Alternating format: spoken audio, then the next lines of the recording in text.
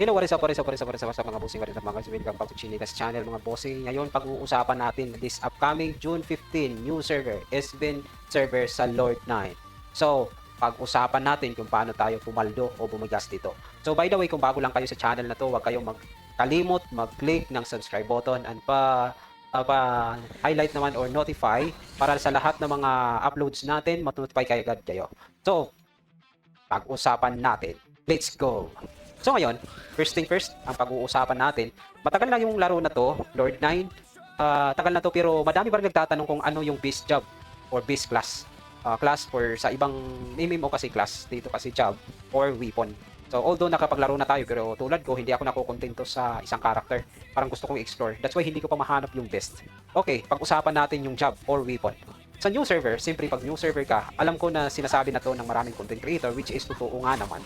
So mayroon tayong ditong job or weapon na maganda sa starting, which is maganda din and old kung pag-uusapan natin. Focus tayo. Una, range. Any class na range class. Dito sa weapon, mapapansin mo, dalawa lang yung range class dito. Yung bow, tatlo pala, I'm sorry, bow, crossbow, at staff. So yung tatlong weapon na yan, yun ang first choice para sa new server. Siyempre sa new server, lahat yan nag-start from scratch. So, nag-uunahan yan, nagkukumpulan yan. Of course, the more the long range ka, mas advance ka. Kaya para hindi ka mahuli, pag long range ka muna. So, kung type mo na weapon is melee, saka na yan. So, dito ka muna sa range. So, kung sabihin natin bow yung type mo, tulad sa nakikita mo ngayon, bow yung gamit ko. So, mag-stick ka lang ng bow. So, sa madaling sabi, habang nag-quiz ka, nag-main quiz, bow yung ginagamit mo. So, depende din yan. So, for me, kung ano ba yung, kung tatanungin mo ako kung ano bang beast class para sa akin, depende sa nakuha mong avatar. So, kung may nakuha kang avatar, like for example, sa Epic na avatar, halimbawa nakakuha ka ng dito sa Wisdom o Lamp of Wisdom Herba, so, ang advantage niya is all damage with staff weapon 10%. Diba? So, mag-i-staff na ako dahil may avatar ako para sa staff. If ever makakuha ko ng tulad dito, pang of silence, Laris. So, ang additional 10% naman niya nadala is all damage with dual dagger equipped. So, magkakaroon ka ng 10% damage kung naka-equip ka ng dual dagger. Like this one also. Kung naka-sword and shield ka naman, magkakaroon ka ng attack speed na 10%. See? So, ganun po yung pagpili ng class kung ano ang nakuha mo dito. Pero halimbawa, bow ka, sige, stick ka lang hanggang sa makakuha ka ng epic na para sa bow. Diba? Yun lang yun eh. So, kung gusto mo maglaro talaga ng bow. Pero pagtitiisan mo lang yung 10% na wala sa'yo. Wala kang 10% na additional. So, okay. Move on na tayo sa weapon. So, sabi ko, new server. New server, new start. So, dapat paano bang pag-start ng tama sa new server? So, marami pa rin katanungan. That's why gumawa ako ng account. Okay, let's go. Pawiin natin muna yung character natin. Pag-usapan muna natin yung free-to-play mode. Dalawa yung topic natin. Yung mini, talpak, at free-to-play mode. Free-to-play muna tayo. Sa free-to-play bossing, like you see, so magpapalibel ka ngayon using your free-to-play character with range weapon na gamit. So, ganito ang technique ng free-to-play. Wala kang mount, wala kang top up. So, ganito. Una, halimbawa nagpalibel ka ngayon, nag-quiz ka na, tapos pumunta ka sa mga quiz na yan. So, pagdating mo doon, medyo makunat na yung mga min quiz. Ang gagawin mo ngayon, simpre lahat na napupulot mo, mga item, mga, like for example, mga uncommon lang, common, uncommon, unang tips na bibigay ko sa inyo, automatic, i-sell nyo yan sa market. Kasi, ang mga talpak boys, bumibili yan ng pang-depo, pang-deposit na item. So, bibilhin yan sigurado, lalo na kung magkaroon ka ng rare as early as possible. Bibilhin yan. So, sa madaling sabi, makakaipon ka ng dayas. So, wala kang top up, free to play ka. So, wala kang dayas. So, ano ang gagamitin mo ngayon sa dayas? First, pumunta ka dito sa shop. Tapos, ito yung una-una mong bibilhin, boss. Mag-ipon ka ng 1,500 dayas. Bilhin mo tong character slot expansion ticket times 3. So, bakit? Ano ang benepisyo niyan? Ganito, boss. Papakita ko sa iyo ano ang benepisyo niyan. If you see here, mayroon akong alt character na 4. So, pag gumawa ka ng account, automatic may free ka na isa, which is this one, the free one. Gawa ka ng alt na libre isa. Then, sa bibilhin mo yung tatlong slot na to, 500 dayas per slots. Bakit mo bibilhin? Anong benepisyo yan? So, ganito. Una, ipapakita ko, ilalagay ko muna to. Mga low level lang to, level 45, yung iba, something ganyan. So, ganito yan, boss, gaano siya kaimportante. So, level 45 weapon, crossbow. So, bakit ko ba kailangan bilhin to? Dahil yun dito. Dahil free to play tayo, kailangan i-unlock natin ito, oh. Pansin mo yan, libre yan. So, paano natin makuha yan? Kahit ito lang yung muna yung kukunin natin, boss. Yun lang, dalawa lang yan. Bibilhin mo yan araw-araw. So, paano ma-unlock mo yan? Of course, alam na natin sa friendship yan at alam na natin dito yung kukuha yung point na yan sa daily quest. Daily quest. So, ibig sabihin ba, bossing, i-daily quest ko tong mga alt na to? Yes, of course. Ilang minuto lang yan, boss. So, mayroon sakripisyo yan. Yung main character mo, main account, magsasakripisyo yan, medyo madidili yan sa level. Pero sooner or later, magiging advance ka naman sa progression. Level progression, yes, delay. Pero sa progression, advance ka. Look at this one. As early as possible, libre yan. Diba? Malaking tulong yan, boss. Natitrade yan doon sa main account mo, main character. Bawa, ito yung main character na binuboss ko, mapupunta yun dito yung mga item na yon. So, punta natin dito sa pangatlong character na ginawa ko. Yun, makikita mo yung character mo na to, medyo mataas-taas na yung friendship dito. Ito din, kahit i-unlock mo lang, ito lang yung importante, boss. I-unlock mo lang to. Ito, tier 3 lang to, tier 3. Ito. O tier 3 ba to? Hindi. Hindi ako tier 3. Basta tier 3 lang to. Tier 1, tier 2, tier 3 dito. Dito, di ba? Ipa tier 3 mo lang. Ito, tier 3. Ang max kasi niyan, tier 5. So kung mapapansin mo, pag lahat yan tier 3, automatic, advance ka na. Dahil araw-araw, makakabili ka nito ng dalawang piraso. Araw-araw yan, boss. Di ba? Ayan, nakabili ako, di ba? Look. Diba? Ay, di nakamali pala ako. Tier 4 dapat, tier 4. Makakabili ka na ng free uncommon na itong scroll, ability scroll. So kung halimbawa, na-unlock mo na itong lahat. Ito, 1, 2, 3, 4. So, 5. So ibig sabihin, araw-araw may rare upgrade scroll ka. Rare ha, uncommon yan. Kasi yung 10 nito, isang rare. So look, bibili ka dito ngayon ng dalawa, which is nabili ko na, di ba? 2, 4, 6, 8, 10. Isang rare araw-araw. So, ibig sabihin, times 5. So, every 2 days, may epic upgrade scroll ka. Kung nakikita mo yung role na yon, di ba? Advance sila sa level. Pero sooner or later, magiging advance ka ngayon sa progression. Gets mo yun? Free to play yun. Sa free to play. Yun ang unang-unang bibilhin mo. Character slot. So, kaso lang yun nga, sabi ko, madidili ka kasi pag ipapalibel mo lang to hanggang sa dito para, actually dito ka lang, hanggang dito ka lang sa na map na to. Para hindi ka masyado boring or hindi ka naman logi sa daily quiz ng mga alts mo. So ito pansin mo, progress yan, boss. Progress yan, bossing. Akong pansin mo, hindi ko pa nabili yan kasi hindi na ako nag-focus sa alt. Hindi ko na napukusan yan. So yun, dito yung daily quiz hanggang dito lang. Twilight Hell ka lang or Ulan Canyon kung kaya. Kasi pansin mo, di ba? 15 ang makukuha mo every quiz. 10 yan, 150 yan, bossing. 150 friendship proof. Mas mabilis na yan. So, ganyan, no? Diba?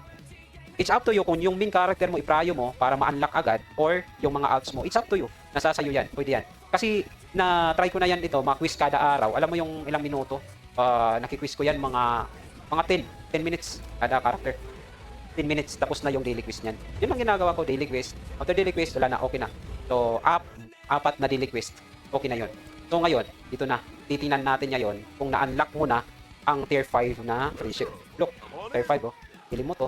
Tapos makakabili ka ng free na mount. Tapos mabibilin mo tong rare weekly. Amatik yan, 5 rare yan weekly. Kung na tier 5 mo lahat to. So, nakita mo ba yun yung advantage? Kung free to play ka. Yun, yung free to play na galawan. So, wait lang, bibilhin lang natin muna to, bossing ha. Okay, dito pa. Araw-araw to na ginagawa ko, boss. Binibili ko to. Ano, nakakabili pa ako ng upgrades. Diba? So, ganito yung bigas, boy. Okay. Ngayon, ano yung susunod natin sa free-to-play? Sumali ka sa guild. Kailangan yung salihan mo yung guild na nag-field boss. Dahil dito yan, bossing. Ito yun, no? Sa guild, pag do-donate ka ngayon, using dito. Ito, sa field boss lang to nakukuha. Para 300 na solidary token yung magagamit mo. Ano ba ang gamit ng solidary token? Makakabili ka kasi niyan, bossing, ng solidary weapon, which is epic yan na medyo mataas-taas kaysa sa magtiis ka sa rear na hindi naman over-ups. Diba? Yan, libre yan. So, mayroon pang bilihan dito na mas maayos yung stats, which is dito sa guild. Mas mataas yung dyan. Pasok tayo dito sa guild, ha? Para mapakita ko sa inyo yung bilihan ng weapon. Kaso mas mahal lang doon.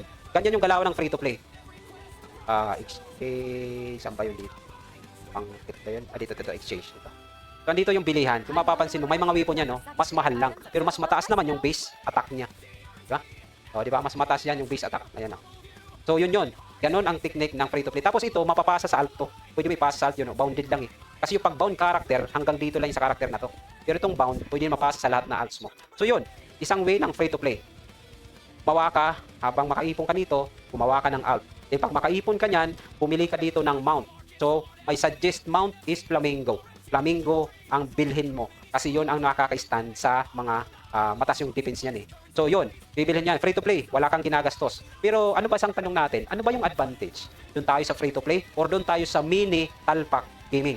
Siyempre, kung titingnan natin, sino ba naman ang pumapaldo? Sino bang ang pumaldo na walang ginastos? Oo, papaldo ka, wala kang ginastos, pero medyo matatagalan ka. Yun nga sabi ko, mabibehind ka sa progress. Tapos, kasi ganito, yung tumatalpak ka konti, tapos marunong ka sa free-to-play technique, so package ka. May package kang kaalaman. So, tumalpak ka na. Una, bakit ka kailangan tumalpak? Siyempre, pag nagnegosyo ka, of course, kailangan mamuhunan ka. Kung mamuhunan ka na, kunti lang naman eh. Okay, puhunan, magkano? 1,000, total of 1,520 pesos only. Sa bagong server to bagong server, 1,520 only. Within a month, or hindi pa matatapos ang month, ROI ka na to, tubo ka na. Pagbinta ka lang ng 1K, sigurado mabilis lang makapadayas rito eh. Sa 1K pa lang, diba? Sa 1K pa lang na dayas, 250 to 300. Tatakbo yan ng 300 pesos per 1K dayas. Easy 1K lang ang dayas dito pag new server. So ganun, 1,220. Mark that amount. Ano ba yung prayo nating bibilhin? Dito na tayo sa mini talpak Una, sa new server, kung naaalala nyo, sa new server, may open dito, inopen na package na ang amount is 230 kung di ako nagkakamali o 240. Ang laman niyan, isang weapon, basta one set na yan na plus 7 armor set at weapon for 230 pesos. Dito sa shop yan. Nag-available lang yan pag new server. Okay, yun ang una-una. 230 na 230 pesos. Then, so, saan ka ngayon para as early as possible, mayroon ka na agad weapon. Kung pumasok ka sa mga dungeon, nakakasakay ka na ng mount pala. Saan ka ngayon kukuha? So low level ka pa, humihintay ka pa ng magkaroon ka ng dayas na 590 para makabili ka ng Flamingo na mount. So, ang gagawin mo ngayon, pupunta ka ngayon sa web shop. Sa web shop, may package doon na 1,290. Diba? Ang laman ng 1,290 pesos na yon, ang laman is 3K dayas, 100 friendship, 10K temporal. Okay, may 3K dayas ka na. Makakabili ka na agad noon ng mount na Flamingo mount. Makakabili ka na agad ng Flamingo. Then, makaka-unlock ka na ng 3 slots of alt character. Na-unlock mo na ngayon kasi may dayas ka matik. Ibig sabihin, yung mga item na ibininta mo dito sa market, mabibinta mo via dayas. Profit na yan kasi may dayas ka na agad. Okay, ngayon, pumili ka na ngayon character slot. Tapos, yun nga, magkakaroon ka na ng mount. So, i-quiz mo ngayon yung mga alt mo, like tulad yan sa free to play na sinabi ko. I-quiz mo yung alt sa friendship, ipapalibel mo yung mga friendship, lahat yun kailangan kunin mo. At least, therefore, para daily, mayroon kang rare na, may rare ka na, daily yan may rare ka na upgrade scroll. Tapos, hindi pa yan, nakalimutan ko dito sa alt, papansinin mo, kunin mo din itong weekly quiz. Kunin mo itong weekly quiz. Anong quiz to sa weekly? Ito yun, no?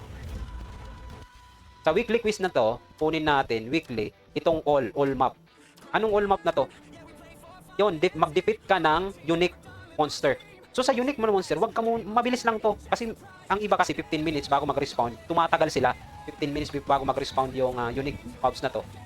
So ganun. Ang ginagawa natin, boss, dito lang tayo sa pinakamababang maps. May unique boss dyan. Easy to kill yan, boss. Easy to kill yan. Punta natin Easy to kill yan. Sinasabi ko sa inyo. Kahit ilang level ka pa lang kasi sigurado may mga kasama ka dyan. Then, mabilis din yung respawn ng ano na yan. Mabilis yung respawn ng unique boss na yan. So yan lang, dito lang Dito sa map na yan. Sa Dane. Dito ka lang sa normal Dane, Grey Ruin, Corrupted Passage. So, itong tatlong map, yun lang yung ikot-ikutin mo. Puntahan mo yan ng mga mobs. Mabilis matapos lang yung 10 na to. 10 unique. So, ibig sabihin, pag matapos na yan, pupunta ka naman sa another character. Bakit ba kailangan kunin? Dahil dito yan, boss. Pansin mo. Sa unique, sana yun. All maps. Sana yun yung mayroon niya bigay. Ayan, ay pansin mo yan. Easy to kill lang yan. Level 8 lang yan diba? Mas mabilis pa mag-respawn din yan. Palagay ko mga 5 minutes o 4 minutes, mas mabilis mag-respawn yan. Yung iba kasi 15 minutes, ito palagay ko 5 minutes lang. Ayan, patay na. Mayroon siya agad isa. So, ang reward niyan is epic na upgrade scroll. Kaso ang problema, hindi siya natitrade. Hindi pa siya natitrade doon sa Hindi po yun natitrade. So, ang ginagawa natin, iniipon yan natin 10. Pag 10 na, kinakrap natin yan dito sa material. Ikakrap natin yan para maging maestro. Para maging maestro. O maging maestro nga, maestro. Para maging maestro. So, once na maestro na yan, natitrade na yan doon sa main character. So, yun lang. Alam ko na alam nyo yun. So, automatic sa pagdating ng 10 weeks, sa 10 weeks, automatic, mayroon ka ng 5 maestro na upgrade school. So, balik tayo dito. Tumagal tayo dun. For me, mayroon akong 3 choice na class ability. Una, Blitzblade, Hunter, at Venom. Ito lang yung 3 choice na para sa akin sa sarili ko lang. Ito yung 3 choice na good for me. So, bakit ayaw ko mag-paladin, mag-defensive para daw sa AFK grinding? So, ganito, pag-usapan natin. Una, some says, there are many suggested weapon na maganda daw mag-defensive type ka. Like for example, Battle Shield or Sword and Shield or either Bare Hands. So I tried that, but nakita ko sa progression, medyo kulik. Bakit ganito yung competition? Punta muna tayo sa weapon. Weapon muna tayo. Nung isinis ako, alam mo, defensive ka nga, kaso yung damage mo, hindi naman sabihin na mababa, medyo decent naman. Kaso lalapit ka pa. Yun ang disadvantage eh. Lalapit ka pa sa mobs. Okay, ang sabi nila, pag defensive type ka, makakapunta ka dun sa mga high mobs. Sabihin natin, as of my progression, 84 level ako. Pero kaya ko tumayo. As of my progression, kaya ko tumayo dun sa mga 105 na mobs, which is nagda-drop na siya ng mga legendary item. 105 level. Kaya ko na mag-EFP doon with Royal Knight ability or Paladin ability. So, see, video okay nga. Sounds good, sounds paldo, but this is the question. Ilang minuto mo ba napapatay yung mobs? Ayun. Level 105, 84 lang ako. Ilang level yung gap namin. So, ilang minuto ko siya napapatay, ilang hits ko bago mapatay. Sabihin natin 7, 10. Sabi niya yan, mga posible, mga yan yung ano. Sabihin natin 7. 7 times mo siya ma-hit bago mamatay yung mobs. So, mababa yung drop rate. Tingnan natin mababa yung drop rate, matagal mo mapatay. Yung XP mo mababa rin kasi mababa yung kill speed mo dito. So, ang tanong, ilang araw bago ka makakuha ng legendary item? Drop rate, low. Dahil legendary na yan. Imagine, so sa palagay mo kaya, 4 days, 5 days, makaka-legendary ka? Sabihin natin 4 days. So 4 days na grind, makakaisa ka ng legendary. As of this moment, sa server namin, kaya makabinta tayo ng itong Zero's Hat. Hat yung pag-usapan natin, DRD, yung upraise. Ang bintahan nito, nasa 300. Pinakamataas na yan. Ibig sabihin kaya, nabibinta pa to ng mga 200. So sabihin natin minimum, 250. Nabibinta natin DRD na cloth. Nakapulo tayo. Nabinta natin ng 250 for grinding 5 days or 4 days grinding sa high mobs. Tapos, ilan lang yung XP na nakuha natin doon? Mababa, of course, mababa yung kill speed. So ngayon, ikukumpara natin ngayon dito sa sabihin natin bow. Nakabuo ako ngayon, level 84. Tatayo ako ngayon doon sa level 90 na mobs. Which is, nagda-drop lang siya ng mga rare, epic na mga item. Then, nakikill ko siya, 2 to 3 hits, patay na yung mobs. Ibig sa madaling sabi, fast kill. Mabilis ko siya mapatay. So, ganun. Ibig sabihin, advantage na agad ako sa XP na nakukuha ko. Magpa-progress na yung character ko at may loots pa ako. Okay. So, ngayon, ilang rare, ilang epic item ang nalulot ko within 4 months. Yun ngayon yung ikukumpara natin. Diba? Sa isang character is in S, naka-legendary tayo sa, sabihin natin, sa 4 days, sabihin lang natin 4 days. Ngayon, then, nag-switch ako sa bow, naka-Blitzblade ako, 5 gaps level, sa 5 gaps ang level, fast skill ko, mabilis ko maklear yung mobs. So, nakalot ako ng rare at epic item lang. So, ikumpara natin yung progress at yung bigas na nakuha natin. Asan ba doon yung mas malaki yung nakuha natin? By SNS using Royal Knight or kay bow na using Blitzblade? For me, mas malaki yung nakukuha natin using Blitzblade. So, sabihin natin, di naman nabibili yung rare eh. Yes, hindi nabibili. Hindi naman nabibili yung epic eh. Kasi sa progression niya yun ng survey is lahat they are looking for the legendary item. They are not looking for the epic one. Of course, yes, mabibili lang yan. Yung epic nga, minsan, tindayas na lang eh, pang dipo na lang eh. Diba? Oo, in terms of dayas. So, ang gagawin, ilang temporal phase, doon tayo natin pag-uusapan yun. Ilang temporal phase ang maiipon mo within 4 days na grind mo using Blitzblade, bow type, 5 gaps level na mobs. Ilan? Okay, yun. Approximately, for me, minsan, 2 days pa lang, nasa 15k dayas ang nakukuha ko. So, 15k dayas, temporal. Sa 15k temporal, mag-temporal chest ako ng tier 3. Magkano ba yung tier 3 na temporal chest? Umaabot lang ngayon ng 90, minsan 90, ganun yung ratio. 90 pesos or sometime 80 pesos. Sabihin na lang natin 80 pesos. So kung halimbawa kung ganun yung ratio natin, nakakakuha tayo ng temporal na ganung kataas, asan ba yung mas advantage ang claim? So, gumawa talaga tayo ng math. So, sa level progression, advantage ka na. Hindi nababayaran ng pera ang progression ng level. Hindi lang yun ang makukuha mo. May makukuha ka pa ng mga itong mga sahumon na mga sale at makakakuha ka din, mas mabilis ka makakuha ng mga upgrade scroll na mga item. Mas mabilis dahil mabilis ka makapatay. So, sa madaling sabi, mas advantage pa rin ang low level grind, easy clear, mabilis mapatay ang mobs than sa high mobs, slow killing sa monster. Although nakakatayo ka, progress, mababa. Dahil sa XP, malaki ang XP. Kaso ang tanong, matagal mo naman patay.